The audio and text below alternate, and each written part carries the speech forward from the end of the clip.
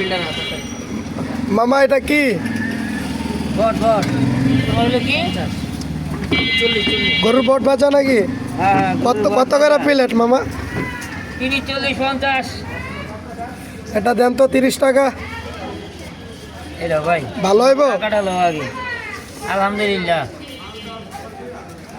একবার খাইলে আরেকবার খাইতে আইব দেখি সুন্দর করে বানায় প্লেটের লন্ত দেখি কেমন কি। সুন্দর করে একটা ভাজা দিয়া দিন আচ্ছা দেন।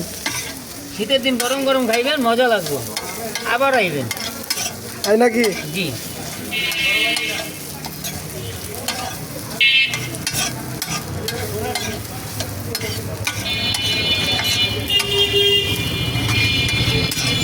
তিরিশ টাকার একটা দেন, খায়া দেই। শরীরটা গরম, শীতে কি শরীর গরম হইব? 30 টাকা দিব না 50 টাকা দিব না 30 টাকারই দাও, কম দাও। 50 টাকারই খাইয়া দেখেন কেমন না লাগে 30 টাকারই দাও, খায়া দেই কেমন লাগে। ভালো হলে আবার আসমো। যাই হোক আলহামদুলিল্লাহ আসলি খাবেন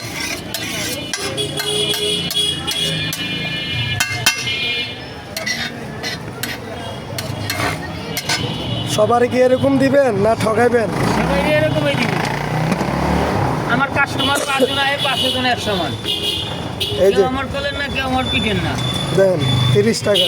30 টাকা লোকেশন মামা লোকেশন প্লেটটা ভরে লাইছি পুরো লোকেশন কই?